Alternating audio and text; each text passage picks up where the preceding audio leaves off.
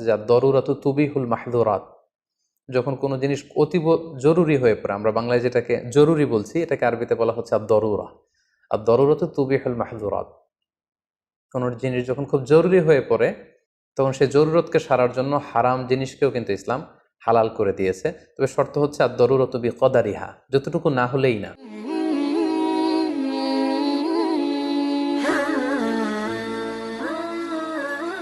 আসসালামু আলাইকুম ওয়া রাহমাতুল্লাহি ওয়া বারাকাতুহু।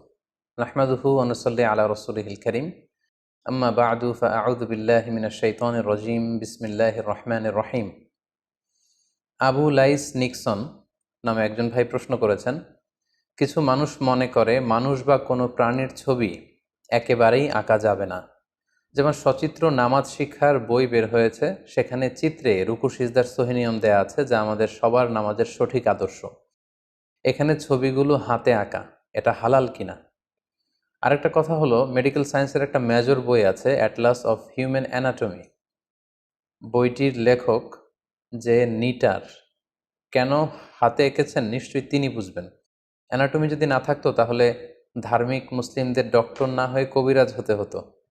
মানুষের বা প্রাণীর ছবি না এঁকে কেউ বায়োলজির কোনো বিষয়ে পড়ালেখা করতে পারবে নাকি স্থপতি হতে পারবে? এখানে ইসলাম কি বলে সেটাই আপনাদের নিকট আমি জানতে চাই। জি প্রিয় ভাই আবু লাইস নিক্সন, আপনার এই প্রশ্নের উত্তরে আমরা বলবো যে ইসলামে ছবি আঁকা বা চিত্রাঙ্কন করা এতে কোনো বাধা নেই।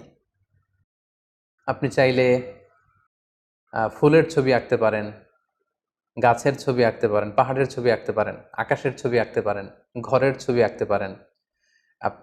এনভায়রনমেন্টাল ডিজাইনের জন্য যে ডিজাইন দরকার বা আর্কিটেকচারাল ডিজাইনের জন্য যে সমস্ত ডিজাইন দরকার, এই সব ধরনের ডিজাইন করা, স্কেচ করা, পোর্ট্রেট করা, এগুলো ইসলামে জায়েজ আছে। শুধু নিষেধ যেই জায়গাটাতে সেটা হচ্ছে প্রাণীর ছবি অঙ্কন করা, যাতু আরওয়াহ, যেগুলো রূহ আছে, দি রুহিন, প্রাণীর ছবি অঙ্কন করার ক্ষেত্রে ইসলাম আমাদেরকে নিষেধ করেছে। সেটা মানুষের ছবি হোক, এটা অন্য কোনো প্রাণীর ছবি হোক, কোনো পাখির ছবি হোক, যেটার ভেতরে প্রাণ আছে, প্রাণ খুঁজে পাওয়া যাবে, সেটার ছবি আঁকা ইসলামে নিষিদ্ধ। কিন্তু প্রাণীর ছবি ছাড়া আর যে কোনো ধরনের ছবি আপনি চাইলে আঁকতে পারেন। সেক্ষেত্রে আপনি আপনার হবি ড্রয়িং বা পেন্টিং, এই সব ধরনের কাজ কিন্তু আপনি করতে পারেন, শুধু প্রাণীর ছবিটা আঁকা যাবে না। এখন প্রশ্ন হচ্ছে, প্রাণীর ছবি কেন ইসলামে অঙ্কন করাকে নিষেধ করা হয়েছে, এর কারণটা কি? এর কারণ হচ্ছে, প্রাণীর ছবি যদি কেউ অঙ্কন করতে চায়, এটা কেমন যেন আল্লাহ তাআলার সৃষ্টিকে অনেকটা চ্যালেঞ্জ করার মতো দুঃসাহস দেখানো হয়। অর্থাৎ একটা মানুষকে যদি আমি স্কেচ করতে চাই কাগজে বা পোর্ট্রেট করতে চাই, সেক্ষেত্রে কেমন যেন তিনি দেখতে যেমন, তার মতো করে আরেকটা সৃষ্টি আমি আমার কাগজের ক্যানভাসে তুলে ধরতে চাইছি। এটা কেমন যেন স্রষ্টাকে চ্যালেঞ্জ করার মতো। এটাও এক ধরনের শিরক, অর্থাৎ স্রষ্টার কর্মের সাথে শিরক। কারণ আমি যদি একটা পাখির ছবি তুলতে অঙ্কন করতে চাই, সে পাখি তো আমি বানাতে পারবো না। পাখি বানানো, কোনো প্রাণী তৈরি করা, এটা হচ্ছে শুধুমাত্র কেবলমাত্র একমাত্র আল্লাহ তাআলার কাজ। সো সেই প্রাণ বিশিষ্ট কোনো জিনিসের, কোনো এন্টিটির ছবি আঁকতে চাওয়া, চিত্রাঙ্কন করতে চাওয়া, এটা কেমন যেন স্রষ্টার কাজের সাথে সামঞ্জস্যতা দেখানো বা সেটাকে ইমিটেট করা বা অনেকটা সেটাকে চ্যালেঞ্জ করার মতো দুঃসাহস দেখানো। তো সেক্ষেত্রে আমরা বলবো যে ছবি তোলা, ক্যাপচারিং ফটো, সেটা আর প্রাণীর ছবি হাত দিয়ে স্কেচ করা, এই দুটার মধ্যে পার্থক্য আছে। এই বিষয়টি খুবই সেন্সিটিভ এবং খুব খেয়াল করে বিষয়টি আমাদেরকে বুঝতে হবে। যদিও প্রয়োজনের অতিরিক্ত ছবি তুলতে আমরা নিষেধ করি, কিন্তু সাধারণত ছবি তোলা এটা হারাম এমনটা বলার সুযোগ নেই, কারণ সেখানে কিন্তু আল্লাহর সৃষ্টির আহ, আল্লাহর সৃষ্টির সাথে চ্যালেঞ্জ করা এরকম কোনো দুঃসাহস দেখানো হচ্ছে না। আমরা যখন ছবি তুলি, ফটো ক্যাপচার করি, কোনো মানুষের ছবি তুললে তিনি দেখতে যেমন, সেটাকেই আমরা ক্যামেরা বন্দি করে রাখি। সেখানে আমি নিজ থেকে কিছু করছি না। লেটস সে একজন লোক বসে আছে, তো তিনি ওই পরিবেশে দেখতে যেমন, আমি ক্যামেরা দিয়ে ওই মুহূর্তটাকে ক্যামেরায় বন্দি করলাম। সো তিনি দেখতে যেমন, ওই পরিস্থিতিটা যেমন ছিল ছবিতে, আমি ঠিক তেমনই তুলে ধরেছি। আমি নিজে তার অবয়ব কিন্তু আঁকতে চাইনি।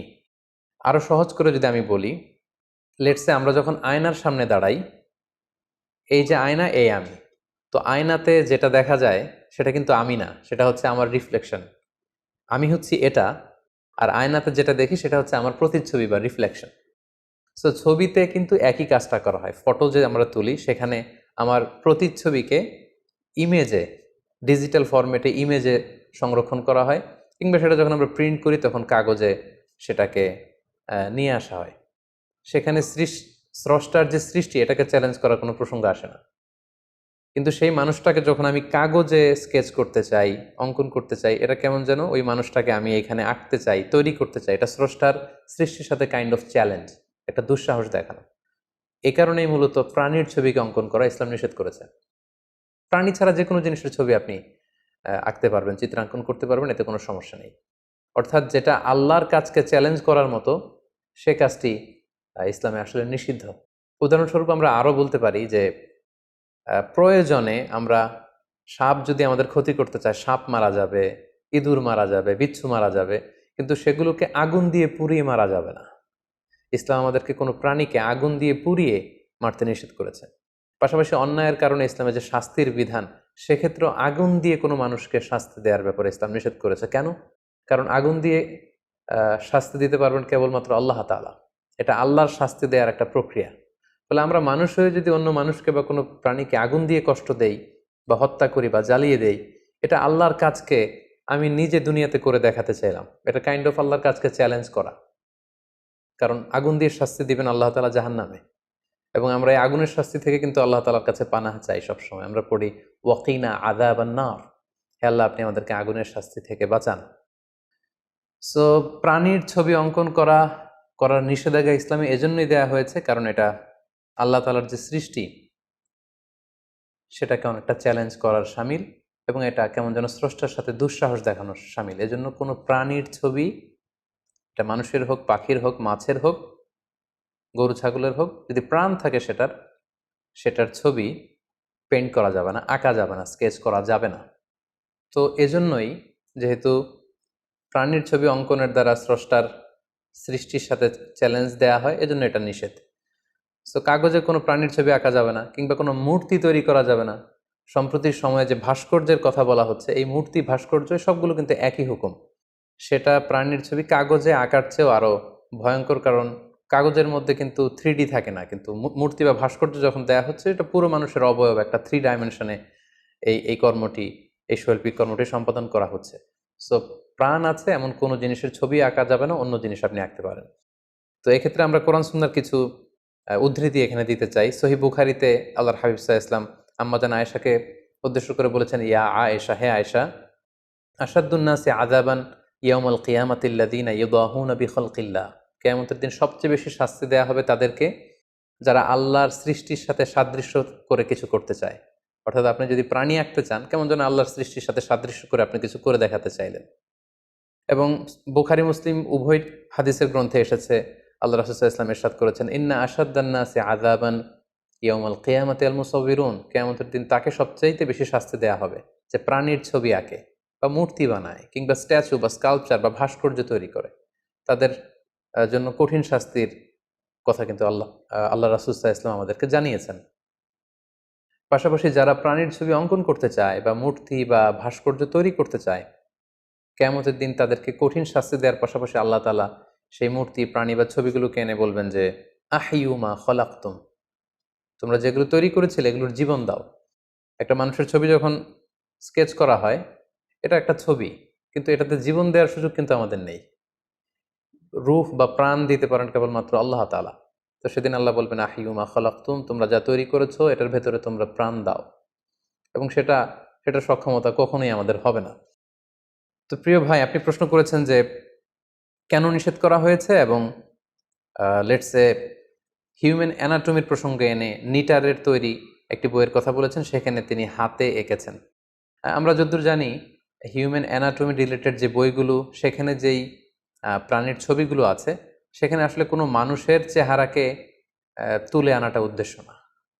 কোনো সরাসরি মানুষের যে পূর্ণাঙ্গ অবয়ব, চেহারা, সেটা তুলে আনা উদ্দেশ্য না। সেখানে বেসিকলি দেহের প্রতিটি অঙ্গের নামকে চিহ্নিত করা হয়। এটা কাইন্ড অফ স্কেলিটনের মতো দেখা যায়, যেটার ভেতরে হাড় দেখা যাচ্ছে, রগ, শিরা, উপশিরা, ভেতরে সব কিছু দেখা যাচ্ছে, এবং সেখানে পয়েন্ট আউট করে কোথায় তার হাত, কোথায় তার লাং, কোথায় তার লিভার, কোথায় তার হার্ট, এইভাবে পয়েন্ট আউট করা হয়। ওইটা আসলে একটা মানুষের ছবি হিসেবে সেখানে চিত্রায়ন করা হয় না।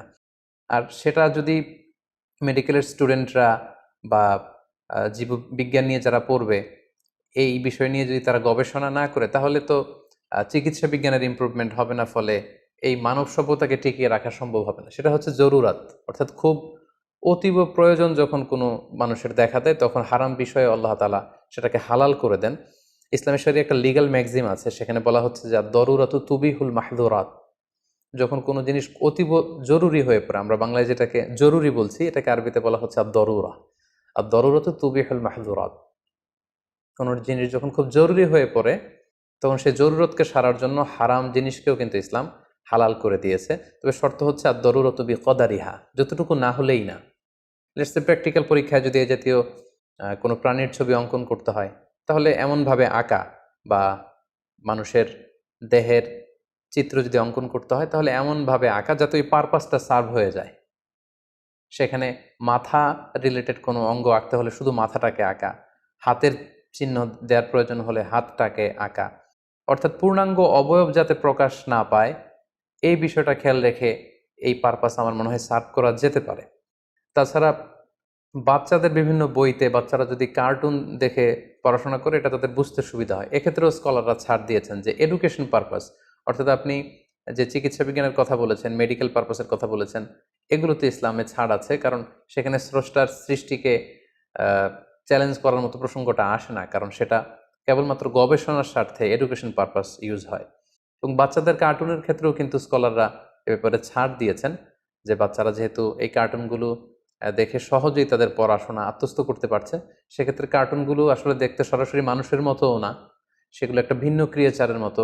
সো কোনো মানুষকে সেখানে ধারণ করা বা স্কেচ করা, সেই প্রসঙ্গটা থাকে না। ফলে এডুকেশন পারপাস স্কলাররা কিন্তু এটাকে জায়েজ বলেছে। আবার অনেক বইতে যখন কনভারসেশন হয়, লেটস সে শিক্ষক এবং ছাত্র কথা বলছে, বিষয়টাকে আরও বেশি ইন্টারেক্টিভ করার জন্য সেখানে হাতে, আমার মনে হয় শিক্ষকের ছাত্রের ছবি না এঁকে সেখানে সরাসরি পিকচার দিয়ে দেওয়া যেতে পারে। অর্থাৎ একজন শিক্ষকের ছবি, একজন ছাত্রের ছবি, তাহলে কোনো মানুষ হাত দিয়ে কোনো প্রাণীর ছবি অঙ্কন করছে সেই প্রসঙ্গটা আসে না, বরং বাস্তবিক অর্থেই একজন শিক্ষকের এবং একজন ছাত্রের ছবি সেখানে শোভা পাচ্ছে। তাহলে আমরা এই প্রশ্নের উত্তরে বলতে পারি যে সাধারণত প্রাণীর চিত্র অঙ্কন করা ইসলামে হারাম। যেটার প্রাণ আছে সেটা অঙ্কন করা যাবে না, স্কেচ করা যাবে না, কারণ এটা স্রষ্টার সৃষ্টিকে কেমন যেন চ্যালেঞ্জ করা হয়। এজন্য এটা মানুষের জন্য এই ধরনের কাজ করা বৈধ নয়, এবং এই কাজের জন্য কঠিন শাস্তির ঘোষণা দেওয়া হয়েছে। জরুরি প্রয়োজনে এডুকেশন পারপাস, রিসার্চ পারপাস যেটা করা হয়, সেটা আসলে ওইভাবে প্রাণীর ছবি অঙ্কনের প্রসঙ্গটা আসে না, সেখানে গবেষণার প্রসঙ্গটা আসে। সেক্ষেত্রেও আমরা সাজেস্ট করবো যে পূর্ণাঙ্গ অবয়ব যাতে না আসে।